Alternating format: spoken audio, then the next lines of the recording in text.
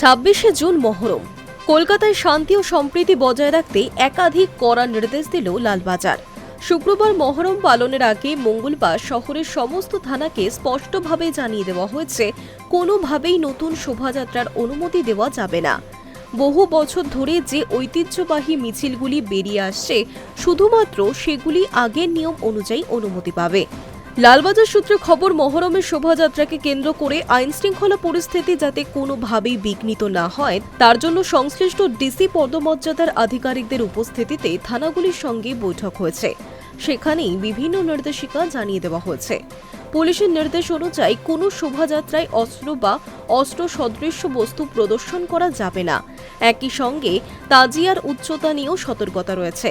অতিরিক্ত উঁচু তাজিয়া তৈরি না করার নির্দেশ দেওয়া হয়েছে, যাতে রাস্তায় থাকা বিদ্যুতের তার বা কেবল লাইনের ক্ষতির আশঙ্কা তৈরি না হয়। মহরমের মিছিলে ডিজে ব্যবহারের উপর সম্পূর্ণ নিষেধাজ্ঞা থাকছে।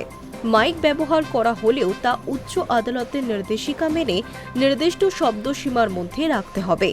শব্দ দূষণ যাতে না হয় সেদিকে বিশেষ নজর রাখতে বলা হয়েছে থানাগুলিকে। পাশাপাশি শোভাযাত্রা থেকে কোনো উস্কানিমূলক বা সংবেদনশীল বার্তা প্রচার করা যাবে না।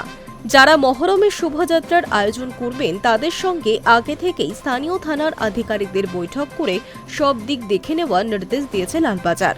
শোভাযাত্রার রুট, নিরাপত্তা ব্যবস্থা এবং অন্যান্য বিষয় নিয়ে সমন্বয় তৈরির উপর জোর দিয়েছেন আধিকারিকেরা। শুক্রবার শহরের বিভিন্ন এলাকায় অতিরিক্ত পুলিশ মোতায়েন করা হবে বলেও জানিয়েছে লালবাজার। যে সমস্ত রাস্তা দিয়ে মহরমের মিছিল বের হবে সেগুলিতে বিশেষ নজরদারি থাকবে। কোথাও যাতে কোনো অপ্রীতিকর পরিস্থিতি তৈরি না হয় এবং সাম্প্রদায়িক সম্প্রীতি বজায় থাকে, তার জন্যই সর্বোচ্চ সতর্কতা অবলম্বন করা হচ্ছে বলে পুলিশ সূত্রে খবর। Hi News network.